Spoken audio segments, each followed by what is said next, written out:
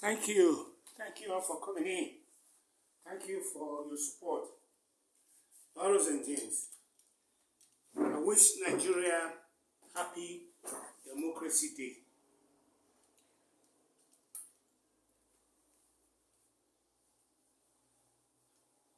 I am Ogi Baba. That's the first protagonist name I took for God to Goddess. And I took another name called Azimi Koko as my protagonist for my new book called Dream to Reality. Dream Beyond Border, turning dream into reality. That is getting ready to come out because I finally got a publisher that I was able to give the file copy that was sent to me, so that what I did was, let me just quickly say that I did bypass a step called editing. And now we're getting ready to edit. And we're going to edit, and as soon as we finish editing, not editing, let me just say it that way, because everything has been there, but there was a correlation after page 50 to 170 something, the last part of it, where if you go to 51, you're supposed to go to 52, but it will go to 59. Then the whole information is there, but at the same time, you're going to have to recorrelate it, and I've already given the copy to the publisher in Benin, who is going to go look into that. Happy Nigerian Independence Day. I want to say that today is June 12th, the day Nigerian election was annulled by Babangida, who is still on the loose as we speak, because his name even showed up as one of the wealthiest Nigerians. I was kind of surprised when I read that, because I thought his last book was a book that was going to get him out of the dugout, because there was this Aliko Degatun who gave 4 billion naira and said that if that is not enough, after about 4 years, he will give another one, he will double it. But only to find out that those people who were just coming out of the woodwork that were just giving him money were people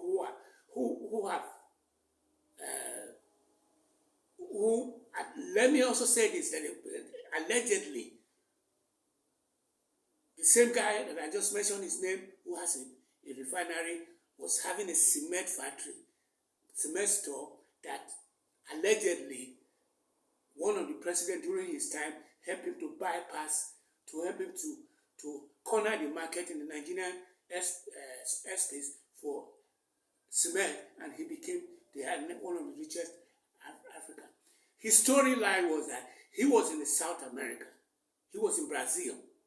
He later went to Atlanta, hanging out.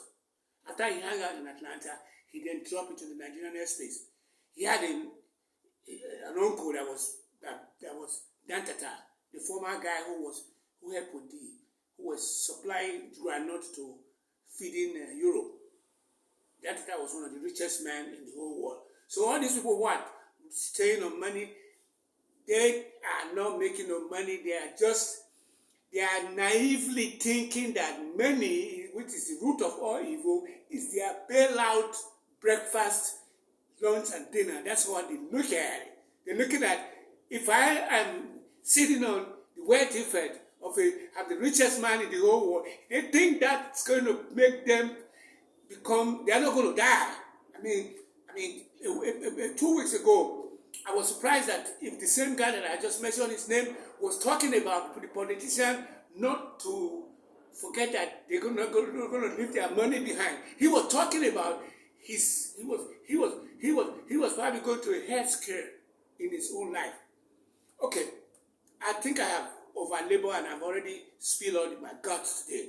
But today, video is going to be really, really short.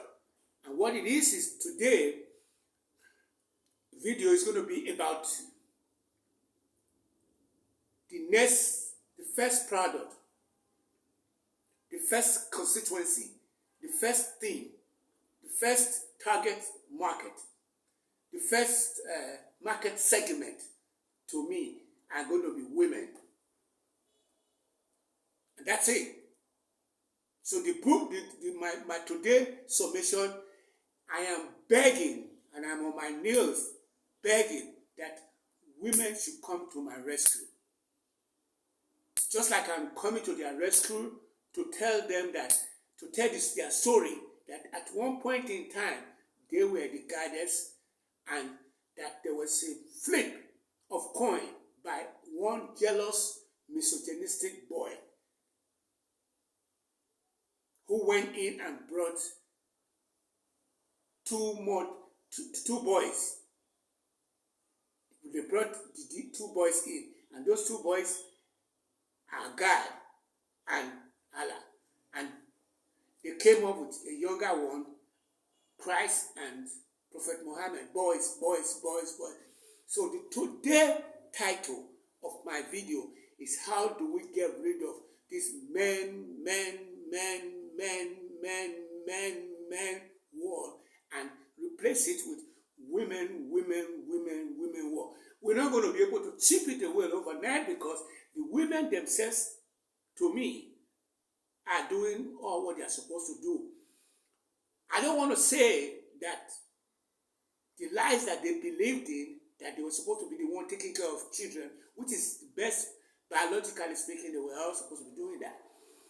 So God, Allah, should be replaced. And I want to superimpose it with Erede Nokpoko, Yeye, or Guadalupe, or the goddess of Greece. So today, if the women, and I'm saying it because there are lots of women out there that have what you call, they are now becoming so prevalent that in the C-suite, what I mean by C-suite is that the Lenny, the former wife to Lenny with it, Samba, saying that women should lean in instead of not leaning in. What they mean is that lean into the corporate world. I'll buy into that because she's talking from the fact that she's a billionaire by now. She's no longer working for Facebook. I mean, you know that Steve Jobs' wife is a billionaire. You know that, right?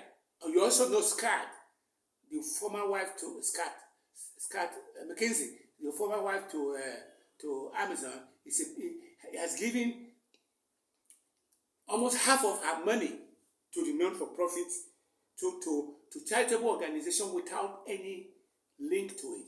So you know of Margaret Thatcher, you know of what you call Mother Teresa, you know of Aisha Yusufu, you know of Natasha, the one that's challenging what you call her name, Akpabio. You know of Kamala Harris. You know of Clinton, Ronald Clinton. You know of Madam Speaker Pelosi. These are names of women who have done so well that it puts other women in a position where we now say, okay, these people have really done well, but none of them has been able to break the class ceiling to be able to become president of a country like the United States of America. That's where I'm coming from. That's what I'm talking about when it comes to Nigeria. I want that to happen in Nigeria. But I'm also practical enough to say that we need the good governors, and the only person that would have been able to do that would have been Peter Obi. But now that who's going to be able to do it is going to be Peter Obi, because he's after his tenure, then a woman should be able to run. I would really prefer a woman to run, because my book, which says that it's a make-believe of a woman sitting as we speak for 2027, is a leading president as we speak right now. That was the book when I released it about a year ago. I wrote it with the intention that Nigerian, as we speak, is Ogi Baba, which is the president of Nigeria. And I was thinking that we're going to look for what you call a woman to run, because on that topic, I'm looking for good governance. So all this thing I'm talking about here, if it does make sense to you women, which is going to be my primary constituency, I want you guys to go in and then start buying my book in large quantity and start giving it to your own constituency. There was a lady that did that. She's on Hollywood. When Rotimi, the governor, was jailed in Ekiti. Dele Rotimi, Fati Rotimi, a lady, and it was an online article, came out of nowhere and bought copies.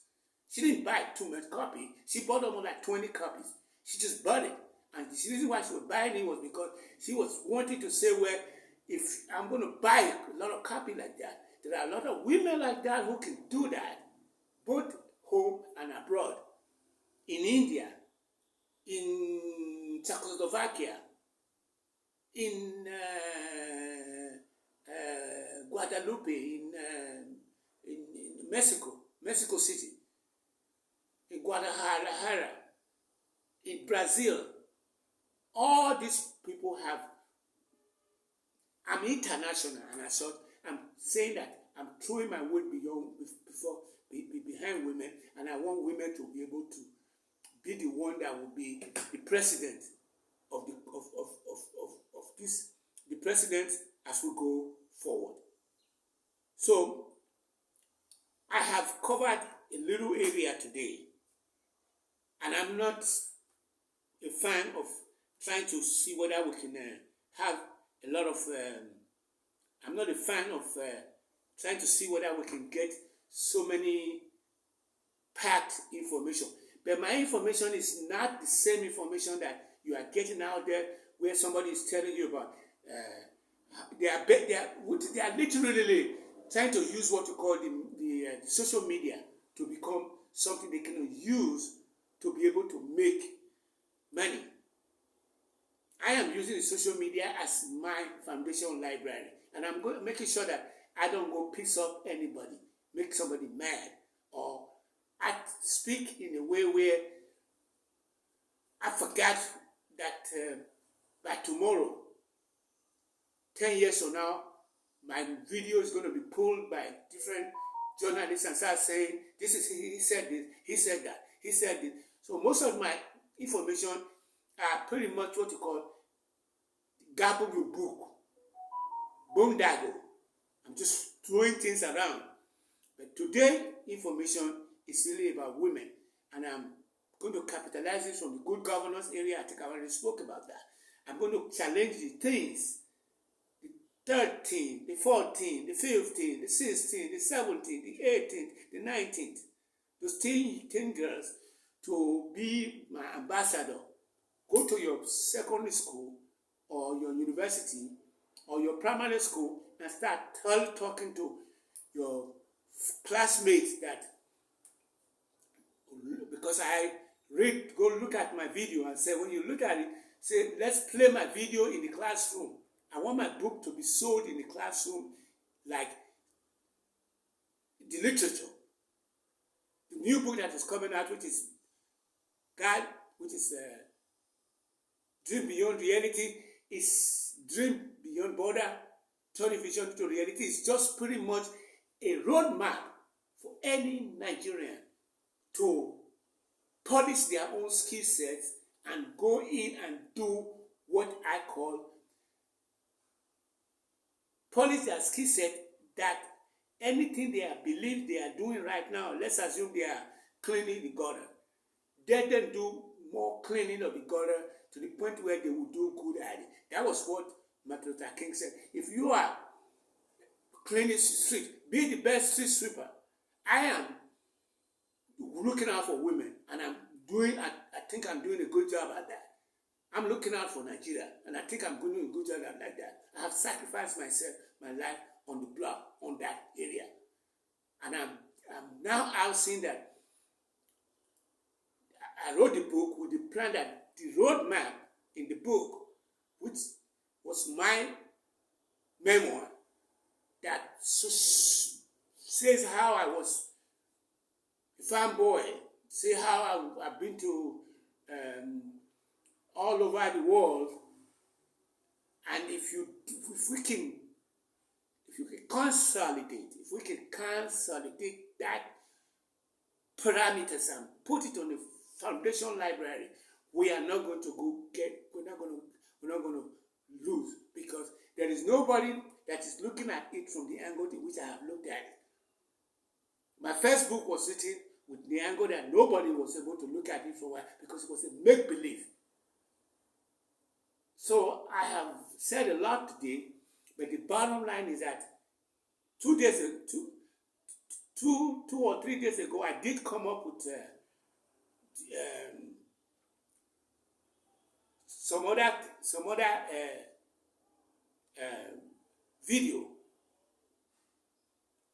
So my last video was talking about the product that I was going to be selling, and I'm taking the first product today as I'm taking the first constituency today as being what they call women.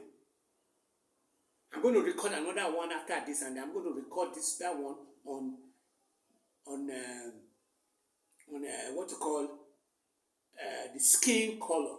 But the women angle that I'm taking up today, if I want to clean it up, is that I'm saying that women and the community of color, especially the people of African descent, that were tied together during what you call the adult suffrage. I can now relate to why they were tying it together. But the thing is that the women that I'm taking on today pretty much says that the women we are going to find a way to bring women to a point where they will be sitting on that White House